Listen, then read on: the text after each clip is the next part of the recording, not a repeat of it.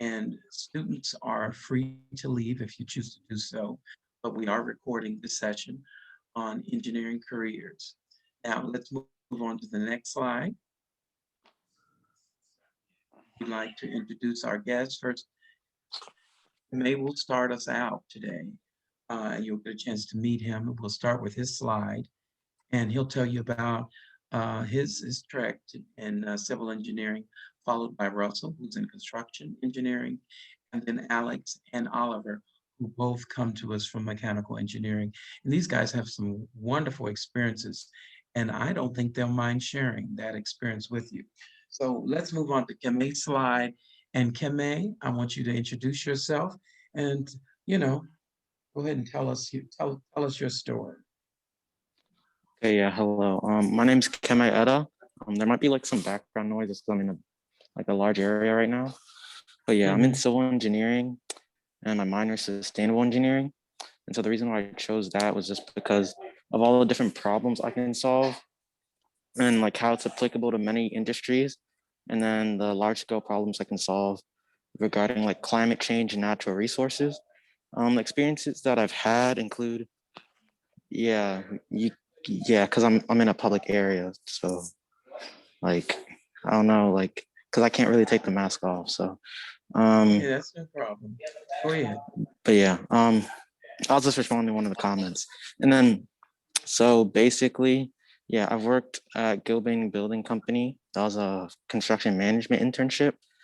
And then I do HVAC research right now, and that's mostly coding and data visualization type stuff and data analytics. And then this coming summer, I'm gonna be a transmission and distribution intern for Burns McDonnell in Houston, Texas. And then my career goals, I wanna get an MBA and either become a managing director, principal consultant, CTO, or CEO. Great, great. So I want to know why you chose civil engineering. You said, yeah, you've already told us that you want the opportunity to solve large scale problems, but what else what is it about civil engineering that you really like? Well, what I like about civil engineering is that like what you work on, you could see it like physically. I mean, Mhm. that's comparative to like in all engineering like aspects you can, but I feel like civil is the one where you get the most instant feedback because like you can build something and you can have people right when you finish, people can experience whatever you built. So that's the one thing that I like. And then yeah, that's like the main reason why. Mhm. What's what have your experiences been in terms of classes, your coursework? Um, in terms of classes and coursework, uh, they haven't been like too bad. A lot of them are just like what are the typical like things that civils have to do? So statics, dynamics, mechanics, and that type of thing. And then since I'm a sophomore, I've done like all the general education requirement type classes. So I haven't really done too much yet. Mhm. Okay, well, that's great. Let's move on to our next speaker. Our next speaker comes to us. Actually, I cannot remember where you're from. Russell, tell us a little bit about yourself. We're going to move on to Russell next.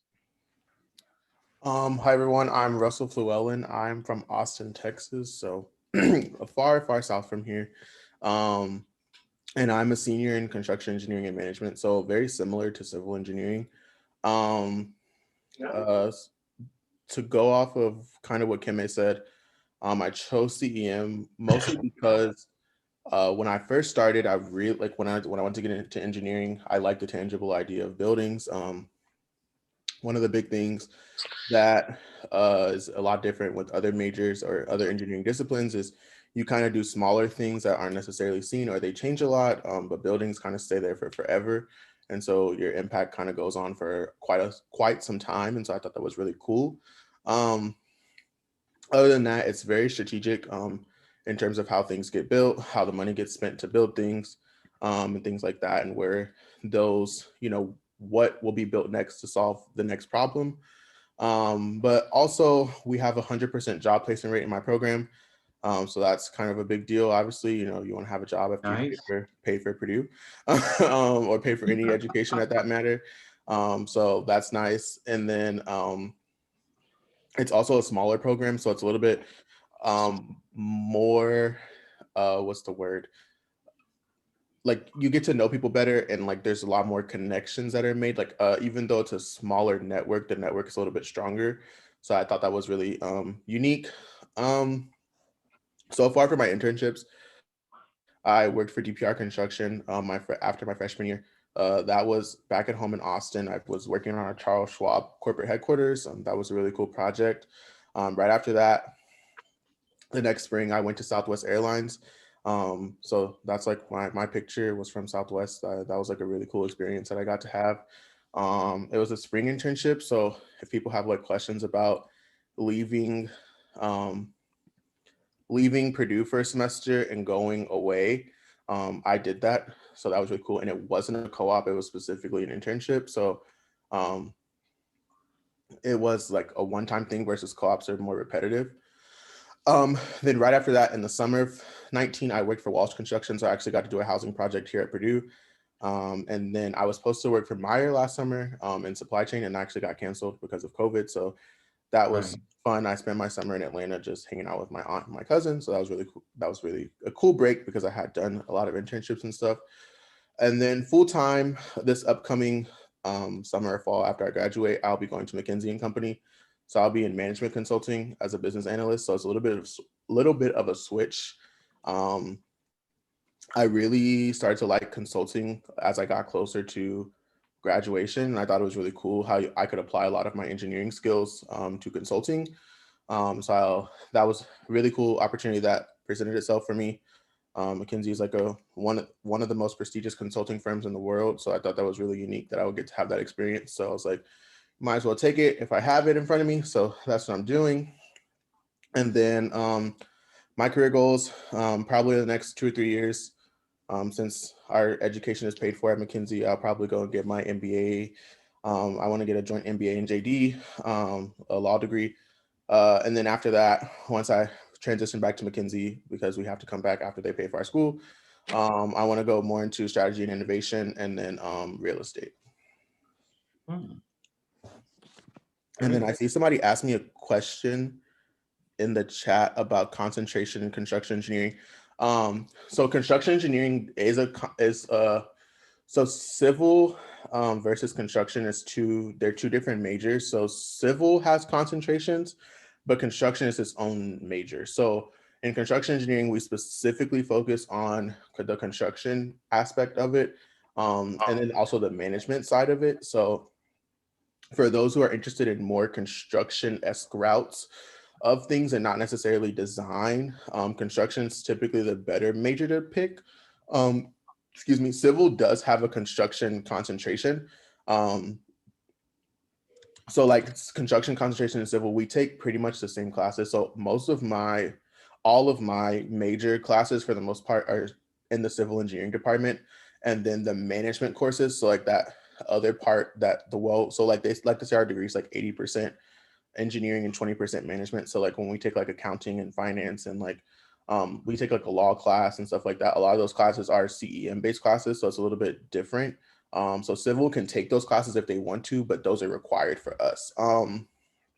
And civil, there's like, I think it's like 9 concentrations, like architectural, construction, structural, geotechnical, geomatics, hydraulics, transportation, and I'm probably skipping a couple, I'm sure, but there's like a bunch of them in civil.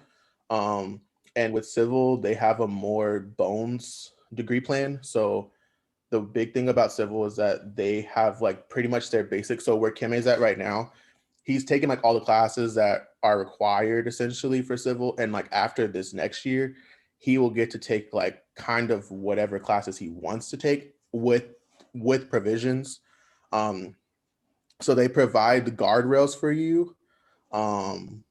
In the sense that like you have to take X amount of design courses, breadth courses, and things like that. But they call them like free electives essentially. So like you can take hydraulics class, you can take this or you can take that or whatever. Like you can take whatever you want to kind of make the thing, and that's how you concentrate in something. You don't have to have a concentration in civil, but that's how most people do, and most of them graduate with the concentration. So there's that too. How's the coursework? Civil coursework / construction coursework, I would say it's mostly labs. Kemme, if you want to like speak on that too, then you can. But like we have a lot of labs. So I'm obviously a senior, so I'm on my last semester, and I'm actually taking 2 lab classes right now, and it's pretty miserable. But just because I'm ready ready to be done. Right. But labs are very time consuming. So I would say like no more than 1 lab class per semester, but because of COVID, things got a little bit switched up. So I had to like kind of be flexible. So I took more classes last semester, and now I'm taking the 2 labs, which it's actually not bad. I just have senioritis, so I don't feel like doing it. but it wouldn't be bad if this was like a normal semester. Like this would be actually pretty sweet to have like only 2 classes, like 2 real classes versus like 4 or 5 other classes, because labs are more credits. So I'm in 13 credits, but it doesn't seem like that much. So that's nice too. Good. That's great. Okay, let's move on to Alex. Alex Winning. Am I pronouncing your last name correct, Yeah. Alex? Yep. Winning. That's how it's. Yep. Someone want to go to the next slide, please? Or backwards, yeah. Backwards, yeah. Backwards, Awesome. yeah. Thank you. All right. So hi, everybody. My name is Alex Winning. I'm a senior in mechanical engineering. It doesn't say it there, but I am also minoring in management, or like business, basically, here at Purdue. Yeah, I kind of forgot that. I don't know if you want to hear. Good. Okay. Senior in mechanical. Yeah, I'm a senior in mechanical engineering. So yeah, mechanical engineering is a great discipline. It's pretty broad. You get to learn about all different facets of engineering, which is a big reason why I chose it. I'm a big learner. I love learning different things. So you get to learn everything from like electrical systems, structural systems, aerospace systems. You get to learn a little bit about like robotics, manufacturing, and like the engineering behind materials and all that. That's really awesome. Our school does a great job of exposing you to those different facets of engineering. And then our school is like nationally ranked in the top 10, which is great. We got a great faculty here, faculty who've gone to like MIT, Caltech, all those big name schools, and they're right here. And you can just go talk to them in their office hours, and it's great. And they're teaching you too, which is awesome. So there's like a lot of confidence that you're getting a great education at our school. Some of my professional experiences, I worked for this tier 1 supplier called Terra Drive Systems. The summer 19, I was a manufacturing engineer intern. So I was out on the floor working with technicians and everything. The following summer, I worked for General Motors as a design release engineer intern. So I was in the ADAS group, so autonomous vehicles. So I helped to develop control modules for one of GM's first battery electric vehicles, which is pretty unique since that's a pretty new industry to work in, and it's pretty challenging. So that was a really awesome experience to see that side of the automotive industry. So that was really awesome. And then since I'm a senior, I'm gonna be graduating this spring, and then I'm gonna be working for Honda as a manufacturing engineer. So it's trying to stay in the automotive space. I see there's a question. Let's see. How difficult is it to find internships, and does Purdue help with finding them and setting them up? You're going to talk about that later, right? Yeah, actually, I think Oliver wanted to discuss that, so I'll let him answer that question. Okay. So yeah, that will You can definitely. There was answer one it. question before that, but we can touch Cool. on that question right after we finish introductions, because that's a really good question. Okay. Yeah, these are good questions. Okay. So my career goals, I'd like to get an MBA eventually. I don't know if I want to get that first or get an MS in mechanical engineering. I'd like to do the MS in mechanical engineering with like a focus in robotics, because I think I want to do like industrial automation So like all the robots you see in like manufacturing facilities like Tesla and stuff. I think that's pretty cool. And then eventually I'd just like to become like an engineering manager of some sort. So yeah, those are my career goals. Great. Okay, last but not least, Oliver. Let's go to Oliver's slide now. Next slide, please. Yep. Mhm. My name's, That's overshot okay. a little. Okay. My name's Oliver Vallicanta.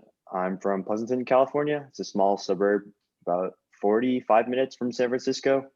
I'm a senior in mechanical engineering. I'm kind of in this weird dual status right now where I'm in my senior year of undergrad, in my first year as a graduate student for my master's in mechanical engineering. Sort of for the similar reasons that Alex said, why I chose ME. Super broad. There's a wide scope, a lot of opportunity in many / almost all industries.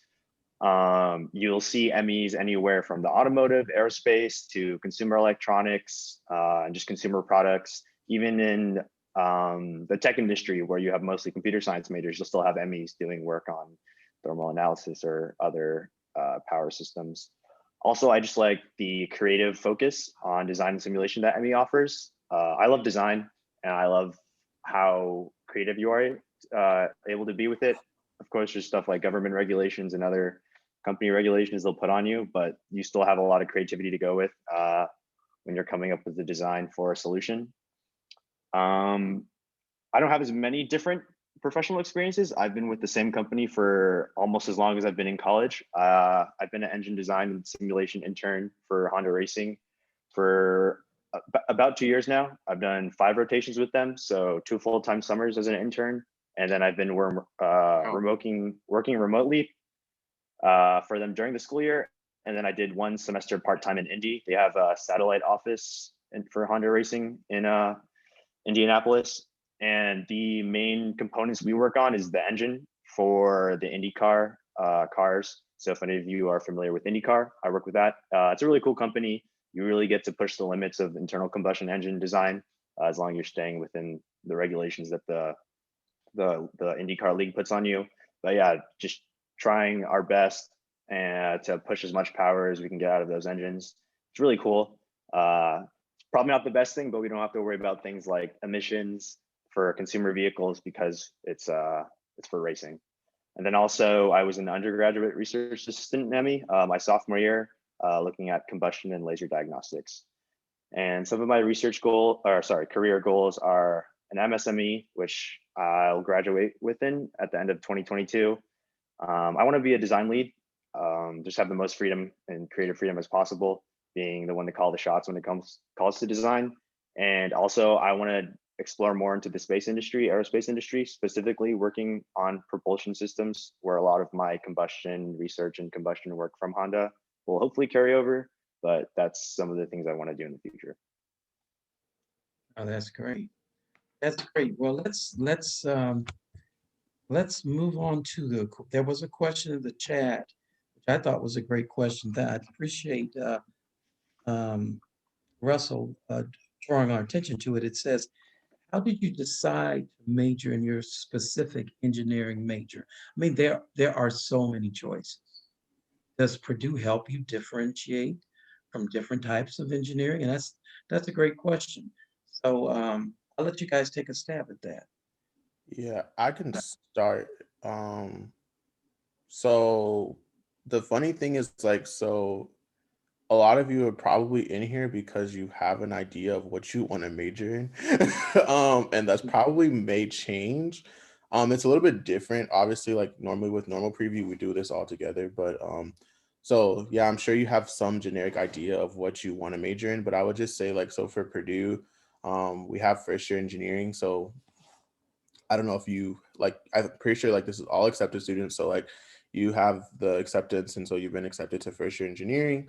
Um, and so like with that, that means like you're going into this pool of all first year freshman students who are interested in engineering, and you don't have a dedicated engineering major until your second year. Now some of you may have like more credits than others, and so you may be able to get out after your first fall.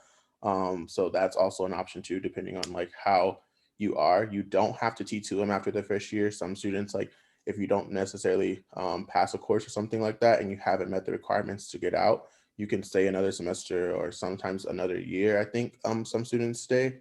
So there's that too. But within the first year program, you have to like do these things. When I was a freshman, and y'all are my age, so it's probably the same, but we had this thing called EYM, but I think it's changing like consistently. So like it's used to be like this thing where like you would have to go check into like another major essentially. Like so like a major, it's like mechanical engineering, for example, would host a session and all it was open to all the freshman students, like first year engineering students, and you have to go and you have to do like at least 2 or 3, I don't remember, but like to get credit in the class. So like it was like a homework grade or something like that. And so that kind of allows you to explore options, especially like for those of you who are in here who have a specific major in mind. It makes you kind of go to something else and see something else, like more than one, because obviously you're going to go the one that you're interested in, and you're going to have to go to something else. So that allows you to like maybe get a little bit more insight as to what the other majors do and offer. And that kind of is a good segue to the other question that I see in here, which is like, is there a lot of overlap between ME and IE? And so that would be a good part where if you're interested in both of them, you could see what they both have to offer. Personally, I have a bunch of friends in IE. I know they're not here right now, and I know a lot of them end up doing a lot of coding and stuff like that too. Really just depends on what, I guess IE, a lot of them, they have various careers. A lot of them end up in supply chain or analytics or things like that, or consulting. So that's like the other side of it, like the management business side of engineering.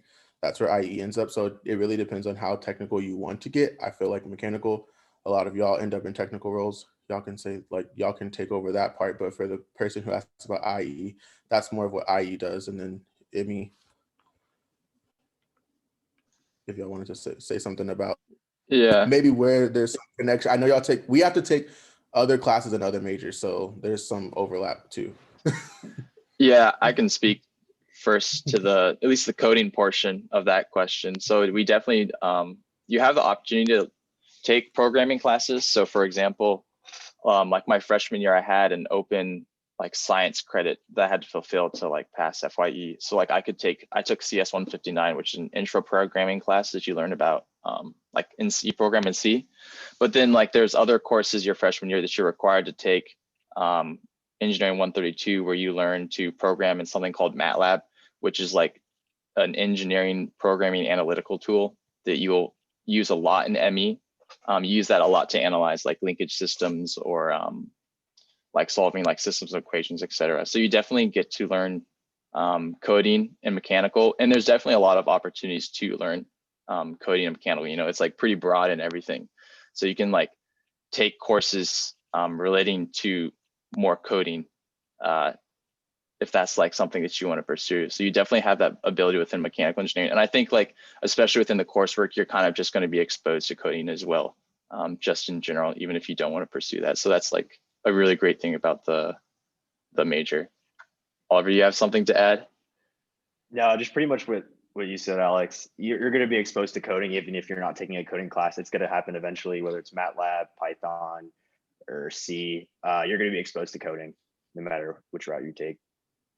I was gonna say also to add on to that, we have to what's the word?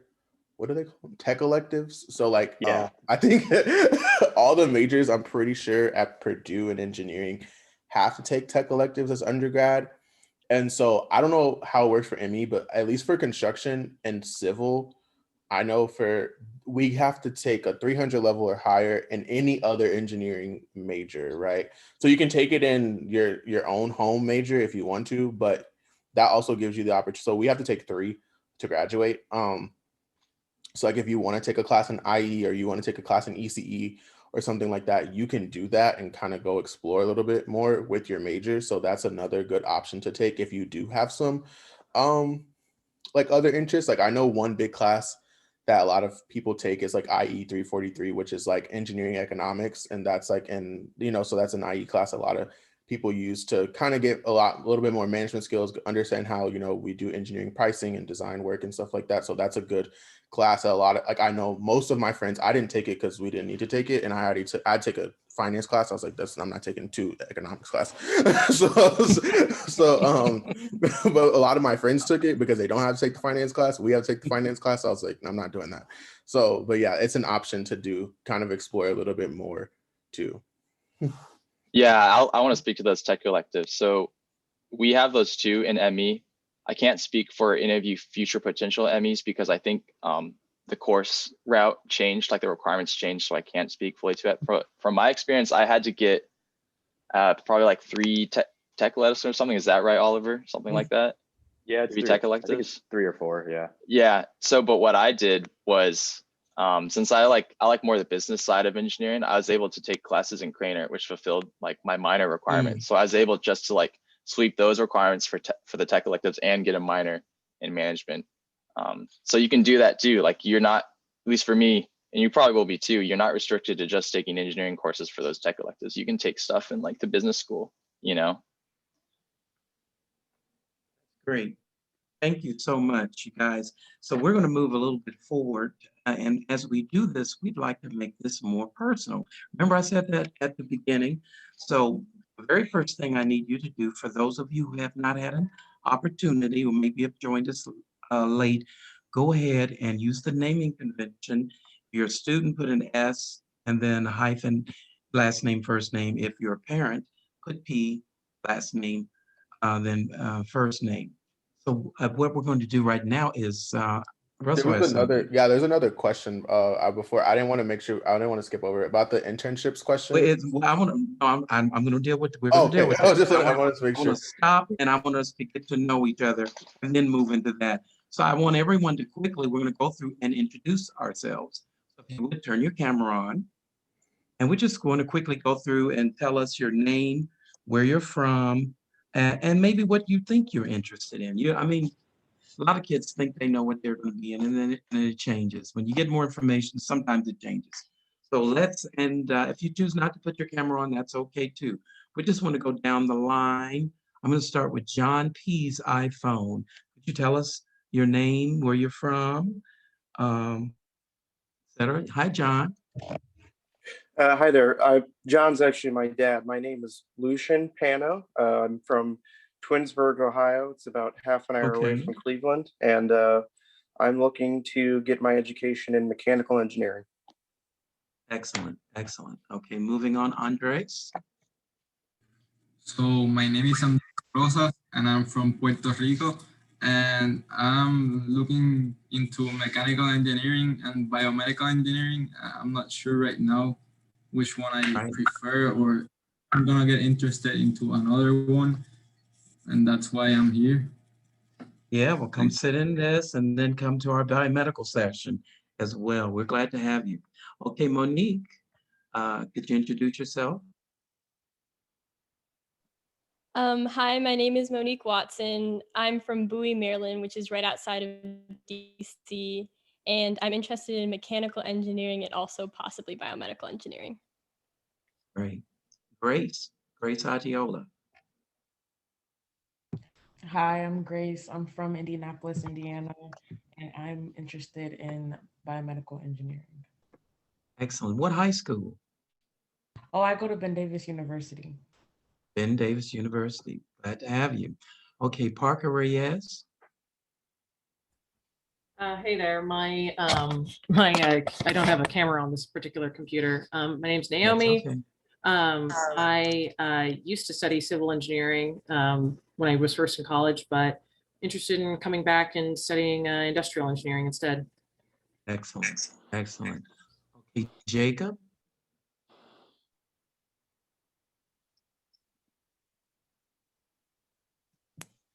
My name's JC. I'm from St. Charles, Illinois, just like 45 minutes west of Chicago.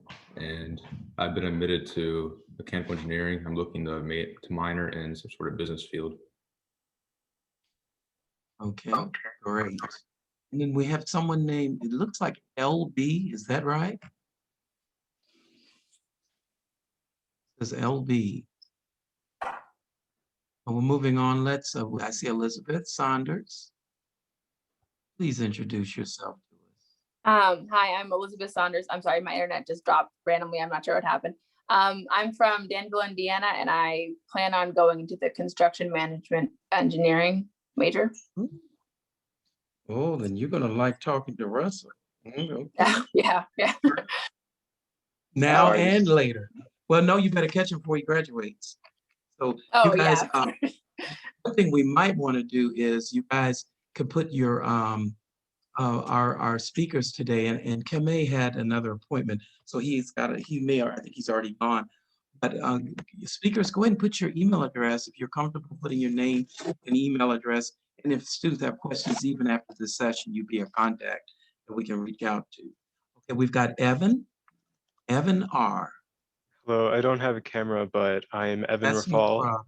I am from Frankfurt, Illinois, and I've been admitted to first year engineering, but I'm interested in multidisciplinary engineering. Excellent, excellent. And Christian?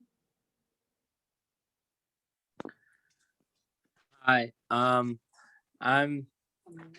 from New York and I'm interested in mechanical and civil engineering. I just don't know which one to focus on right now. That's fine. You got plenty of time. So did we leave anyone else out? And then we have also on this call, just so you know who's here, Mary Kenner, who's our coordinator of operations. I don't know how we'd make it without her. I don't know if Mrs. Kenner is still here. And I see her face. And then with laryngitis, of all things, the director of Minority Engineering Programs, Virginia Booth Womack, who we love and is a friend to students. Someone you want to know. She can't talk, but she's here in spirit. And I'm sorry, Mrs. Skinner, did I cut you off? I was just saying hello, and it's just it's awesome to see you on the line tonight, and I hope that you are getting the Purdue experience that that you desired. So, welcome. Great. So we want to go back to the subject. Wait, we skipped Vivek. Vivek. Oh, we can't forget Vivek. Vivek, please. Vivek will get me later. Vivek, would you please introduce yourself? Thank you, sir. Yes, that's fine. So I am Vivek Muralidharan. I'm a PhD candidate in aerospace engineering. And I work with MEP as a graduate assistant, and I manage the Academic Success Center, making sure you all have academic resources, tutors to teach like different freshman classes, not just freshmen, but like other undergrad classes as well.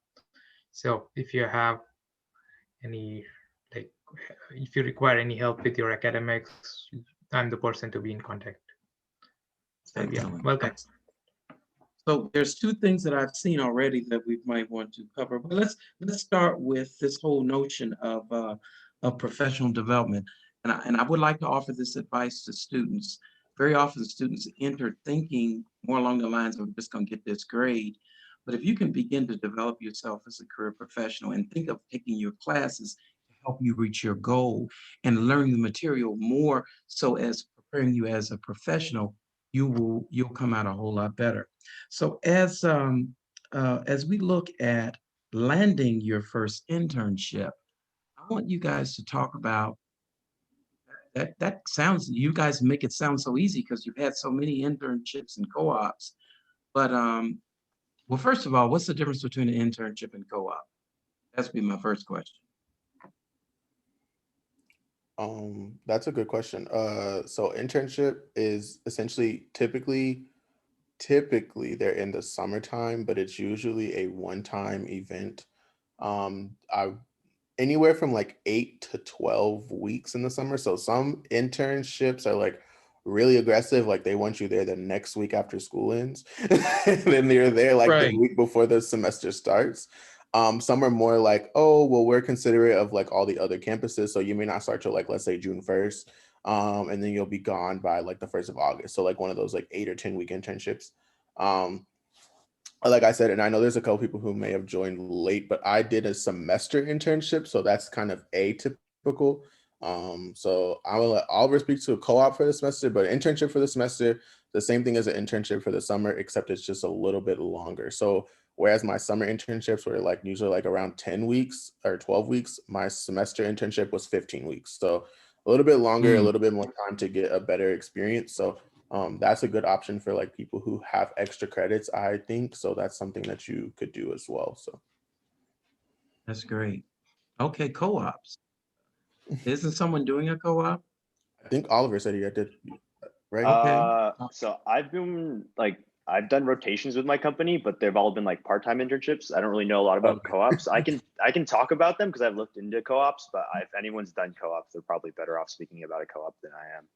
If anyone, I haven't done it, but my best friend is co-op rotation. So Yeah. I guess I can. So my best friend, she is at, well, she's not at, but she did an co-op with Dow Chemicals. So essentially, like what the co-op is like you pick like a 3 rotation or a 5 rotation. Some companies kind of defer like what the 3 look like or what the 5 look like. And that's like one of those things where you're able to kind of go and see. So like I said, with my experience at Southwest, I was there for the semester. So like it allows you to see a little bit more because the summers are usually more structured than the semesters. And so like with the summer, you have like a lot of interns there. You have a lot of like you're a bunch of people, depending on if you're like a big company. Now, if you're like in civil construction, it's usually just you on a project. But if you're working for a company, there's a lot of people typically, like probably like I don't know, when I was at Southwest, there's 100 of us.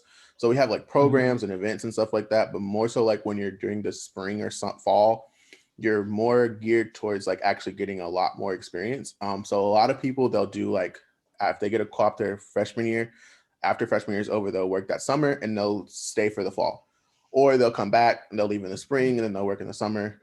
Or they'll work the first summer, they'll go the next summer and then they'll stay for the fall of their junior year. So like you have a lot of flexibility in that, but usually you're like there for 3 or 5 rotations. So like 2 summers or 3 summers and 2 semesters, or 1 summer and 2 semesters, or however you mix it. But it's usually a really good experience for like high profile companies, I would say, because they get to see you over a longer period of time kind of develop. And so like it's usually a little bit more prestigious to get into those companies. So like they want you to be there and they want you to learn the environment. So that's also something that you should consider if you are looking to more higher profile companies. Yeah, and kind of like bouncing off of that, I've never had one, but I've looked into them, and I've had friends who have done them. But co-ops, they're done through it's like the it's like the co-op office or something like that. Yeah, and Office basically of Professional Practice. Yes. Yeah, that's that. They so like Purdue, that office right there they work with specific companies like ExxonMobil or like Dow specific. So like they will work with that office and you'll work with them. And it's not just you on your own trying to work out the logistics of this and like trying to figure out like how you're going to manage your semesters and everything. Like there's really great resources and support for you if you are interested in a co-op. And I think Purdue does a really great job of giving people the opportunities to acquire a co-op too. Yeah, and I was gonna say OPP has that, and then there's another thing specific. So OPP is kind of for everybody, but there's another engineering specific thing. It's called Gear with an extra E, and they specifically do like co-ops and like research experience, and it's a pretty good thing if you're trying to get into something else. They have a little bit more. Like OPP just kind of helps you get a job. Gear is a little bit more of a structured program, so you usually have to do a little bit more. But usually have like a cohort of Gear students. So that's also kind of cool to have too. I'll put a link in the chat to Gear. Okay. Oh, and I would add to you guys, to your conversation about co-ops, one of the benefits toward co-ops is the fact that the income that you earn is not counted toward your income. So it's considered more, it falls under education. So the money that you earn is more like free money. The other thing is that the director of internships at Rolls-Royce told us here at MEP that they prefer students with co-ops because they get to know the students. The student has a deeper experience in different areas. So let's talk. So now you land the internship. Let's go a little bit deeper. Let's talk about your experiences and what you've learned from these experiences, how you've grown from these experiences, the experiences you get in class versus the experiences you get when you actually get into a career setting. So before we get into that deep, there's a good segue question right before you get there and start learning. Okay. You got to figure out where you're gonna live. So that's a really good question. So say somebody asks you, internships and co-ops outside your home school or state typically provide housing, and the answer is typically yes. And so most co-ops actually, they usually have like co-op housing. I know like for Dow, they had them set up pretty sweet. For my friend, internships is a little bit more free will, find your own housing, but they normally pay you extra for it. So like personally, I can tell you that like when I did my very first internship, I had like a moving stipend to get down there. I want to say it was like $2,000 or $3,000. I don't know, it was some number. And then they paid like me $800 a month for like my living expenses while I was at my internship, plus your salary, right? And that was the same for like my other internships too. And it changes based off of your area. So like I know people who get like $1,200 or $1,300 a month because they live in they're interning in California. So there's that too. There are some internships where they don't do housing, but they pay you a lot of money. So it just kind of is a trade-off on what you want or what you don't want. So yeah, that's a good question. But we can go to the No, but I like what you said, Russell. Let's backtrack even more. How do you get one? How do you get an internship? How do you even prepare? How do you prepare for an internship? Yeah, I can talk a little bit about that in my experience. Sorry, I was cutting you off, Alex. Yeah. Oh, yeah. You want to answer this? Yeah. Go ahead, Oliver. No, I love answering this question because it's such like an interesting question. It varies from person to person. Definitely, some people might be luckier than others, and that's just how it is. You might only have to do a couple interviews and get an offer from doing those couple interviews. My first internship, I applied to about 140 companies. I had a whole Excel sheet and everything. At the end of it, probably had 6 or 7 interviews. And then at the end of that, had 1 offer. So out of applying to 140 companies, I only got 1 offer from it. Some people might have different experiences, but that was mine. One thing I can say, setting yourself up for success for the future, especially starting freshman year, go out of your way to find those clubs or undergraduate research experiences that will give you sort of that pseudo career in like industry experience outside of an actual internship. So you can put something on your resume that will apply to an industry related job while you're still at school, because everyone else that's applying for internships at the same age as you, even coming from different schools, it's all relatively the same coursework. So pretty much everyone's doing the same course. The only limiting differentiating factor is not only like your work ethic and your like character, but also your experience outside of class. So definitely looking for those clubs that will give you hands-on practice. There's different professional clubs on Purdue. Also, undergraduate research is super easy. I know for me, I just went through the ME undergraduate research website, looked at all the professors doing research, looked at some of the areas I was interested in, and just did a cold call email, shot them a message saying, hey, I'm interested in your research. Can I come by sometime and shadow, maybe watch over for a couple of weeks? And eventually that led to me actually having a position on that undergraduate research team. So don't be afraid to reach out to your professors, talk to them about the research. They're always going to be happy. They can go on forever and talk about the research because they love to talk about the research. But definitely getting those experiences outside of classwork will help you and your resume when it comes to the time to applying internships is a huge thing. Yeah, I want to just go back real quick to what Oliver just said and like reiterate it like a lot. Because I've been lucky to have a bunch of freshman mentees throughout my time at Purdue, probably like 12 of them. And so one of the biggest thing I tell all my freshman mentees every single year is that a lot of y'all probably have like this relevant coursework section on your resume. Get rid of it because it means nothing. Because all of your peers, when people come to Purdue, they all are taking the same classes.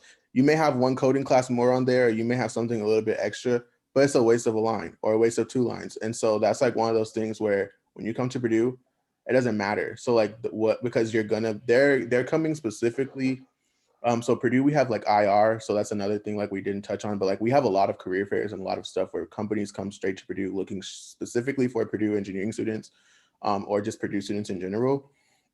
And so like I think IR is like 300 and something companies before COVID hit, obviously. But that was like a big thing back then.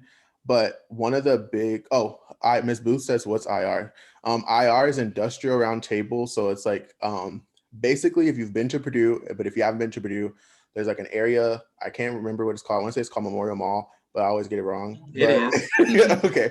So there's like an area like outside, and they have like all these tents. Like if you can just imagine like 300 feet of tents, like a football field, or like maybe more of tents with just companies and companies and companies. Like I said, like 300 something companies, and they're literally just there. You wear like your suit, you go with your resume, you like shake their hand, you tell them hi, whatever. You're gonna see a bunch of students who don't know what they're doing. You're gonna get some people who know what they're doing, and it's freshmen through seniors through grad students. It doesn't matter. Like everybody's there looking for a job, and so it's a bunch of people there. The line for Amazon will be down the like miles long. The line Right. for Microsoft will be miles long. So like everybody's there, but Microsoft, Google, Amazon, Facebook, like they all come. And so, and like Ms. Booth said, it's hot. It's usually like the first or second week in September. So you're usually like sweating. People have their backpacks on. They're doing it between class. So it's like an interesting little scene to see in the, one of their first few weeks on campus as a freshman. And then obviously you'll figure it out later on. We have another career fair in the spring. I never remember Expo. Yeah, I was like, I can never remember what the name is, but it's actually in the gym because it's usually snowing. So it's a little bit different, but it's the same kind of environment. But that's also like another place where you like get those internships. But like just with that, like when these recruiters are coming to Purdue specifically for you. And so like when you're being compared to another mechanical engineering student, you are going to have the same coursework. Like, but what Oliver said is like really important. Like if you're in the club and you're doing these things and you have these other things, that's where your resume gets a little bit longer and a little bit more in depth. And like, that's where you really separate yourself from somebody else who came right before you or 10 minutes ago, or they're going to come 2 hours after you. And so you have to do those things early, not necessarily early, but you have to do them if you want the career. Like if you don't do them when you're a freshman, that's fine. If you do when you're a sophomore, then that'll help you land a position later on, but you will have to do it at some point to separate yourself from the other competition that exists at Purdue. If you don't, there's a lot of competition. So that's kind of that's kind of where that question gets answered, is like, how do you get an internship? And the real question is how good you are at separating yourself from the competition. And so there's so many things that you can do at Purdue that will do that before you even get to a place where you have something real to put on your resume. Like, oh, I worked at Toyota or whatever. Like you have these, before you have that real experience block in there, there's other things that you can put on your resume that will make you stand out from your peers. So that's the real answer to that question. Great. That's great. So now we can talk about once you have these internship experiences. I know they're first kind of scary when you first enter, but you guys have had internships. Tell us about these experiences and how have they affected you in terms of your growth as a career professional? How have you grown from these experiences? Yeah, I could speak to that. So usually for like when you have an internship, you obviously have like a manager, an engineering manager who oversees you and gives you projects to work on to complete by the end of the summer.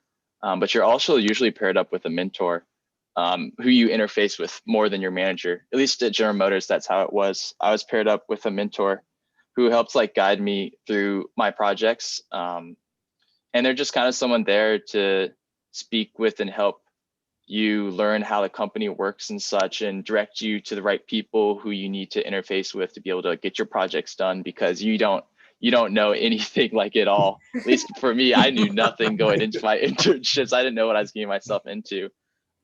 So for me, it was a great learning experience. Like you learn a lot in your coursework, and it's very rigorous and but like in the internships, when you go, it's just not like a rigid problem. It's not like a statics problem where they say, oh, this is your given, this is what I want you to find. No, they'll just give you a project and say, hey, make this better. and you're just like, okay, how? And they say, I don't know, that's up to you. And you just have to just go and just like take the initiative to reach out to people, you know, outside your group, and just be willing to learn and go into it humble. You know, that's like one of the most important things. I think people really value that when they see someone who is eager to learn and stuff, and people are going to be more willing to work with you and such. And that's a lot of stuff I've learned is, you know, you don't know everything. Always be eager to learn, and just try to absorb as much as you can too. Like for me, like when I would have downtime with some of my projects, because it was like a wave at General Motors, I would have like really busy weeks with like meetings from 7:30 with my supplier in Taiwan to like meetings with internally at GM to like at 8 p.m. And then there would be days where I had a lot of downtime. So like you should definitely take advantage of that downtime and like try to utilize like the resources that the company gives you. Like at GM, they had like learning databases where you could take classes and learn about like programming in MATLAB, or learn about like hardware in the loop and such. And I think that's a good thing too you should do in your internship, because you're there to learn and you're there to provide value to the company. And you know, like a company likes someone who's going to be taking the initiative to just improve on themselves. So that's what I've learned from my internships, is always being willing to learn and just throwing yourself out there and going outside your comfort zone. Yeah, I would say the same thing. Like a lot of the stuff, the first thing I would say is like going back to like one of the first points Alex made, is that mentorship is very important, that I found in my internship. So like I had a very pivotal moment in my career when I was at Southwest. It was because my manager is because my mentor. And so like one of the big things I feel like is important is like you have to find somebody who's walked the path that you're walking, or, you know, and so like you are able to see like what that looks like and where that will get you, depending on the level of effort that you put in, because that's all about what it is in your career. Is like how much effort you put in is how much you're going to get out, minus tax and all that stuff too. So, you know, so you're going to have all those like, you know, things that like happen. And so I think that's like one of the most important things that people kind of miss out on. And it's like, the humble part is also important. You're going to know nothing when you get your internship. I didn't know anything about anything. And you think you know so much because you went through a whole first year at Purdue and you struggled and you maybe had some late nights and you were like, oh my God, I should know enough, right? And then you get there and they're like, do this. And you're like, I know how to do a summation on Excel. I don't know how to do anything about what you're asking for. And so like you like look at this stuff and you're like, none of this stuff prepared me for this. But it's all about the like the will to get through it. And that's like the important thing of it, because in your career, your companies are solving these problems that don't exist. They're creating problems that they're moving forward, right? And so you in Purdue or in any school for that matter is like, you're going to like Alex said, you're going to have a given, you're going to have a find, and that's it, done, bye, I'm done, right? But like there is no, the given is like this customer complained because this is not working, and whatever we're going to find is whatever you're going to figure out. And so like that's pretty much all that it is. And so there's no right answer, there's no guidelines, there's no whatever. You have to just make something that works and solves a problem that exists, right? And so I think that's like the most important thing about internships. And like also just like going with an open mind, I think is the most important thing. Like I went to Southwest with a very open mind because it was something new for me. Like it wasn't directly related to my major, but it was like a little bit related to my major because I was still in the corporate facilities group. So still more working on construction projects, but I went in with a complete open mind and came out.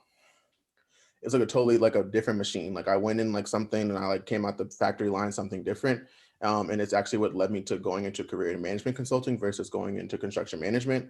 So it's a little bit different, but I think that's like important. Like the learning lessons that you learn, take them to heart.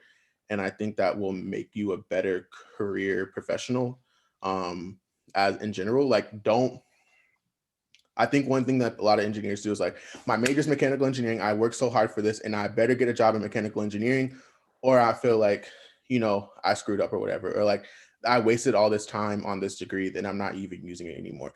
Like I can use Ms. Booth as an example. Like Ms. Booth is an industrial engineer. She can't talk, but she's an industrial engineer and now she's an MEP director.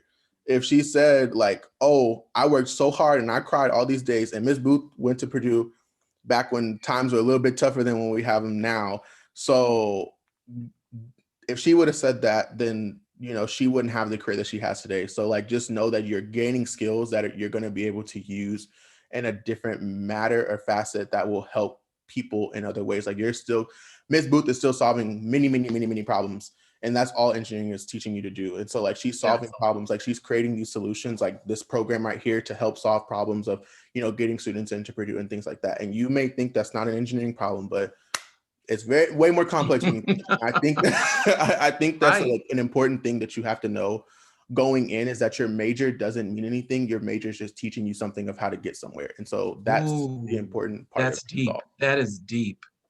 Wow. Well, right. We have to. And we're running out of time, but we talk so much about professional preparation as it relates to internships and co-ops. But if you don't have a decent GPA, you won't get any internships. So before we leave, let's talk a little bit about being successful. The point of career success, as you develop yourself academically, because sometimes they're just going to school and they're really not connecting the dots.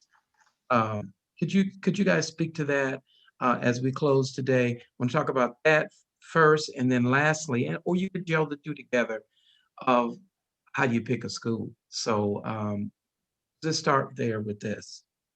Yeah, I guess I can kind of speak on that. If we're talking about how you can manage yourself and set yourself up for success in your coursework, definitely one of the biggest changes from going to high school to the university level is the time management. You're not going to have your teachers telling you when stuff's due. Well, sometimes you might, but for the most part, no.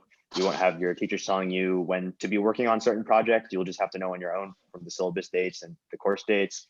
So definitely just always taking initiative and making sure that you're managing your time well, especially once you start doing all those other extracurriculars, whether it be clubs, sports, just having fun. But definitely knowing how to manage your time will set yourself up for success for your courses, because time management is going to be one of the biggest things. Each week, each semester is going to go by extremely fast. As I know, like some of my peers are going to say, we're all seniors, and at least the three of us are here. And it literally was freshman year, like last night, because these 4 years have blown by extremely fast. I still can't believe I'm graduating at the end of the semester.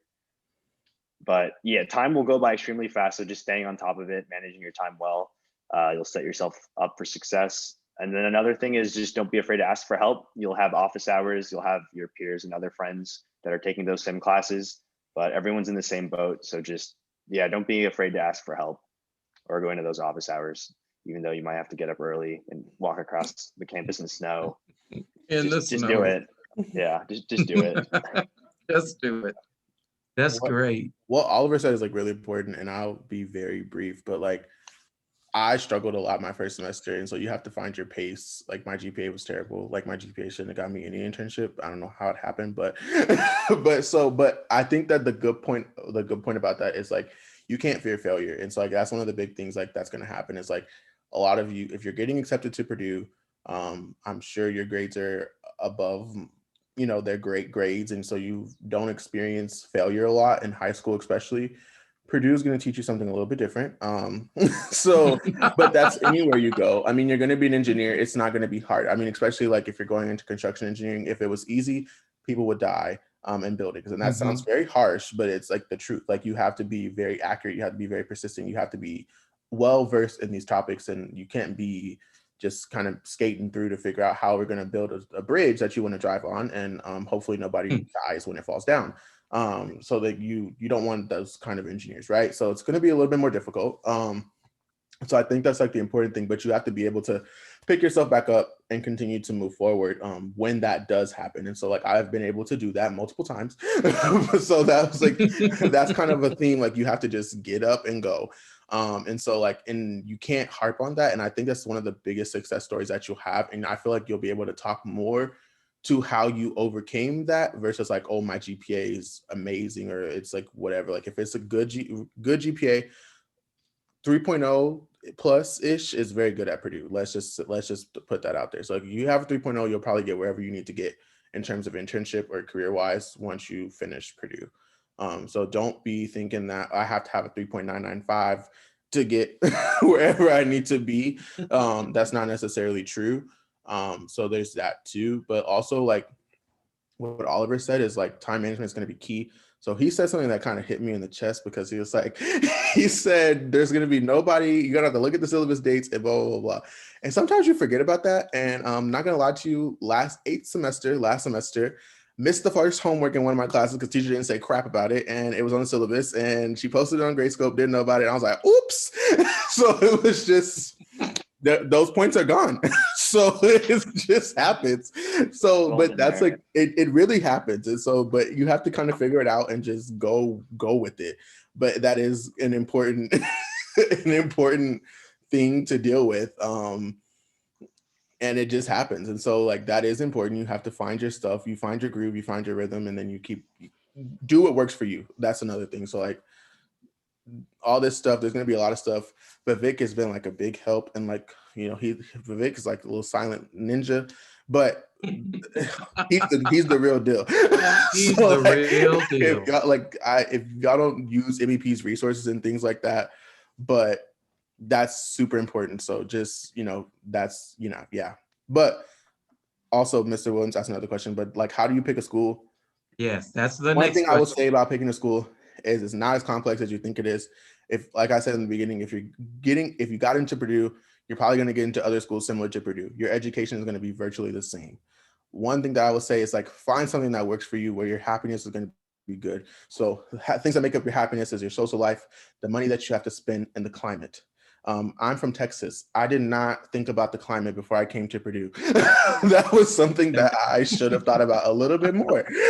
So just be real with yourself. But like for me, I kind of let that kind of fall to the wayside a little bit because I'm graduating debt free. And one of the biggest things for me was not to have student debt when I went to school. And so that's going to be something that's very important.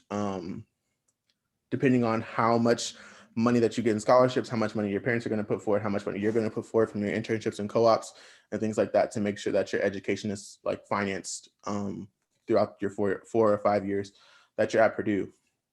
And so I think that's kind of the most important thing, is like, you have to find the happy balance of like where those things meet. And so don't go into debt because the school is like, or extreme debt because you think a school is really cool, you're going to get a good education. Because if you got accepted to Purdue, you got accepted to Ohio State, Michigan, Georgia Tech, UT Austin, or Texas A&M, any of these schools, like engineering, that's their thing, that's their jam. So whatever that looks like is whatever that looks like, and that's not going to change. So find the other things that kind of the nitty gritty, the money, the happiness, the social life, whatever that looks like. Find where those things meet together for you, and that's how you pick that school. That's great. More. I want to hear from others. That was so good. That was so good. Wow, that was neat. Yeah. I guess I could just add. Yeah, I could add to how to be successful at Purdue. So definitely the time management is very key.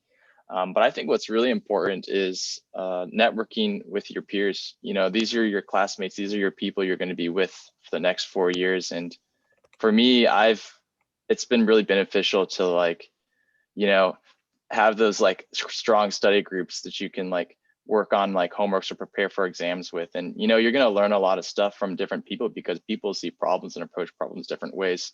In engineering, there's not always going to be one right answer all the time. There's going to be different approaches, and it's really helpful to have those study groups. So like when your first year at Purdue, like, you know, just like put yourself out there, just reach out to people, make new friends. It's a really great time. And, you know, these are the people that you're going to be with the next 4 years. And, you know, it's nice to have those friends that you can like talk to after exams and say, oh, how did you do? And you can just both like just cry together. And Oliver knows what I'm talking about. But I think the friends is really important because they're going to support you, you know, mentally, and they're going to help you along, and you're all going to chug along and graduate and get your degrees. And for me, my support network has helped me a lot through engineering, because it's not easy. It's definitely not easy. You're going to be challenged, but it's a good challenge. And Purdue will teach you how to be a very thorough, detailed thinker and problem solver. And they're going to teach you how to just problem solve in a really great way. And I think Purdue does a great job of that, like seeing people from like my internships. And I really think Purdue does a great job of preparing you for the professional world too. You know, they really hone in on those team working skills and getting you to really think about all the small details of a problem. So yeah, those are my thoughts. Excellent, excellent. Final comments?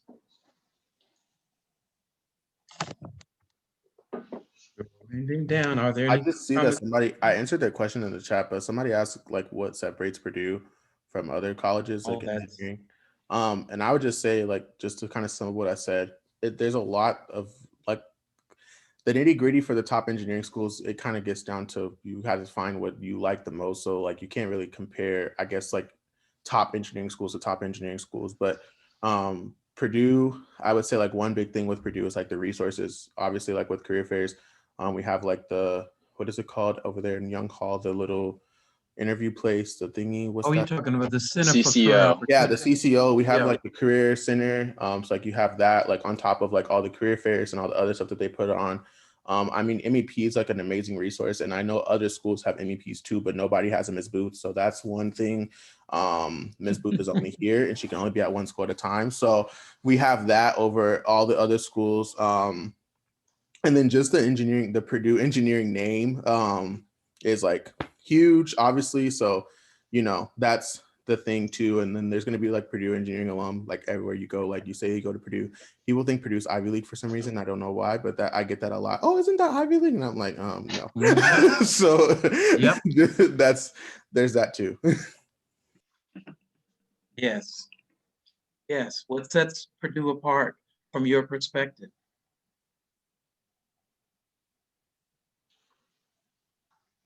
Oliver?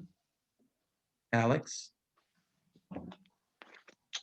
Yeah, just going along with what Russell was saying, when you get down to it, the top engineering programs are all going to be top engineering programs. It's hard to differentiate. So just specifically looking at your program will be definitely will help a lot in being a deciding factor if you're deciding between schools.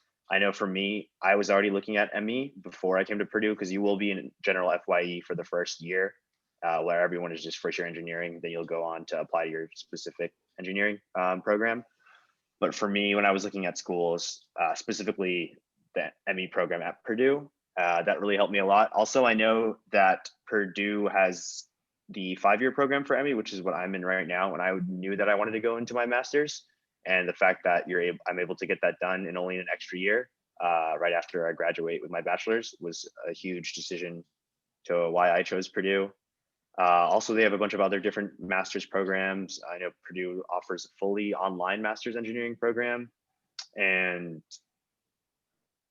that's basically my advice. Just looking, looks like my headset died.